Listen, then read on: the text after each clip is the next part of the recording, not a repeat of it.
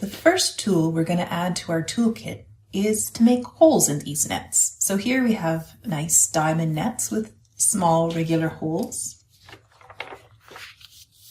And we're going to punch holes through the net to create bigger holes and holes of different shapes. And you'll see that just with this very simple tool, we can start to get a very lacy feel. Lace is defined by the holes in the fabric. So here we're going to get lots of interesting hole shapes. So let's see how to do that. The first thing you do is pick which intersection you'd like to turn into a hole. So in your lattice, there are many X's, and just pick one of these intersections. Now what we're going to do is take that X and cut it in half, and basically pull the two halves apart until they're straight. So the X has a zigzag on either side, and each zigzag is going to become a straight line. Another way to think of it is maybe you're working a net, maybe you've done this before. You work a net and you forget to do a stitch. So you forget to do any crosses and twists between the pair, and then you go on to the next intersection. And when you straighten your threads out by tensioning them, you see that they just fall into vertical lines or straight lines instead of the little stitch that you were expecting. So we've started with an X, and now we have a hole. And what I'd like you to notice is that on the X, on the left-hand side, it started here and ended here.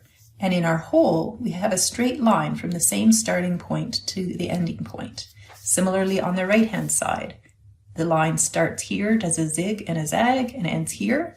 And we've just straightened it out with the same starting point and ending point. You might be familiar with cat ground. It's also called Paris ground when it's worked on a 60-degree grid. This is created just by punching holes in our net. So we're going to make holes along a diagonal. So our first hole will be the blue one. So we have this X, and we're going to just punch a hole and make those lines straight. So here's the hole we've created. Similarly, the other hole on the diagonal is represented here by red. So we're going to punch a hole through this X and make it straight, and this gives our second hole. And later on, I'll show you how to put these small templates together to make a big pattern, and you'll be able to see the cat ground emerge. All right, let's try an example. So what I usually do is pick my intersection where I want to make a hole and just draw a little circle around it. Okay? And now I go to the left-hand side. Where does it start and where does it end? And I just draw a straight line between those 2 points. And similarly on the right-hand side, it starts here and it ends here. And I just draw a straight line between those points. And now I'm going to erase what's in the middle, the X. Now here's a little tip. It's an option. If you have some kind of ruler or template with a groove in it, this is often found in drafting tools, you just line the groove up with the line that you want to erase and erase through the template. This makes it easier to only erase the lines that you want and not all of the other lines in the diagram.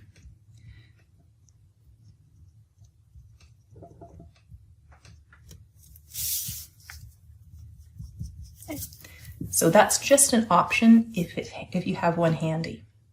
Let's just make another hole to emphasize the process. So I create a circle around the X that I want to remove. I find out where it starts and where it ends on one side, and I draw a straight line. And same on the other side. I draw a straight line. And I remove what's in between.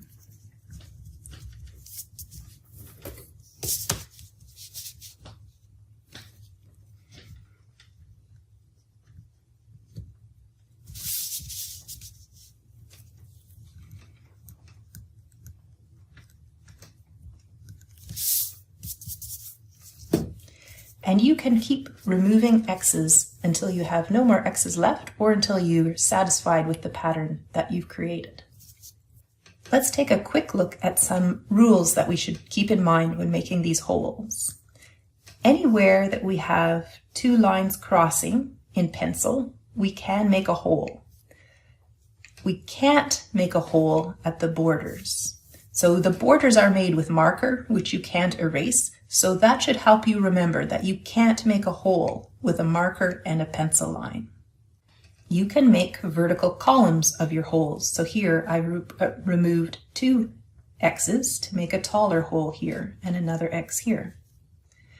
Be careful though, you don't want to erase all of the X's in a column like I've done here.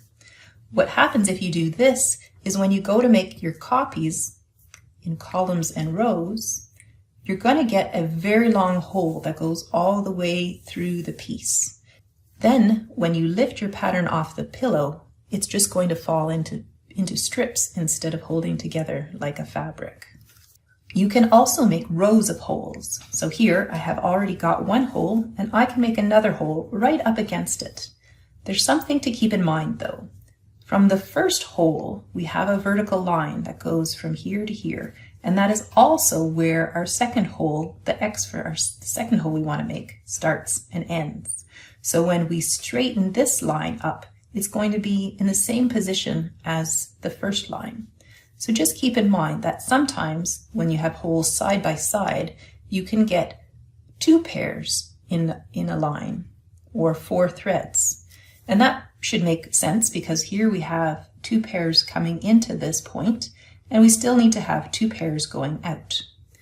Later on, we're going to talk about the stitches that we use with these grounds, but just so that you have something in your mind, these 4 threads or 2 pairs could be a plait, or they could be a pin chain like you have in Mechelin grounds, or could be a tally or a Venetian cord, or anything that you can do with 4 threads.